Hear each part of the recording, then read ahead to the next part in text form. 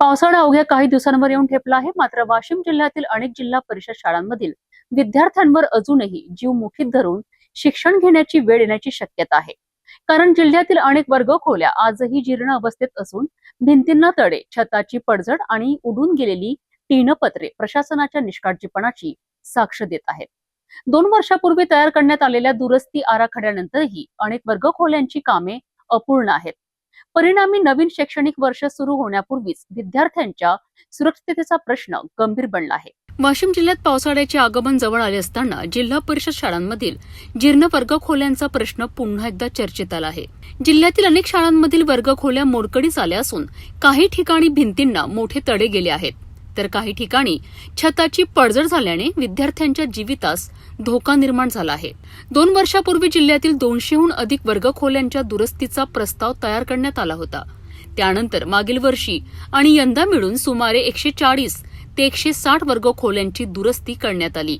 मात्र अजूनही तब्बल 50 ते 60 वर्गखोल्यांची दुरुस्ती रखडलेली असल्याची माहिती समोर आली आहे. त्यामुळे अनेक शाळांमध्ये परिस्थिती चिंताजनक बनली आहे. विशेष म्हणजे अनेक भागांमध्ये वादळी वाऱ्यांमुळे शाळांच्या इमारतीवरील टीन पत्रे उडून गेली आहेत, मात्र त्यांची दुरुस्ती अद्याप झालेली नाही. त्यामुळे पावसाळ्यात वर्गखोल्यांमध्ये पाणी गळतीची समस्या निर्माण होण्याची शक्यता आहे. नवीन शैक्षणिक वर्ष लवकरच सुरू होणार असून हजारो विद्यार्थी या शाळांमध्ये शिक्षण घेण्यासाठी दाखल होणार आहेत.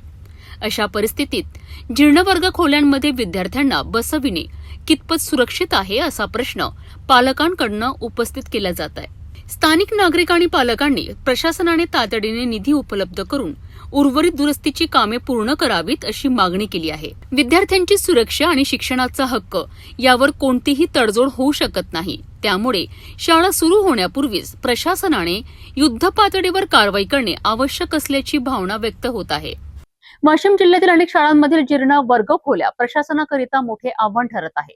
शाळा सुरू होण्यापूर्वी दुरुस्तीची रखडलेली कामे पूर्ण झाली नाहीत, तर विद्यार्थ्यांच्या सुरक्षिततेचा प्रश्न अधिक गंभीर होण्याची शक्यता आहे. आता प्रशासन यावर किती वेगाने आणि प्रभावीपणे कारवाई करते याकडे पालकांसह संपूर्ण जिल्ह्याचे लक्ष लागले आहे.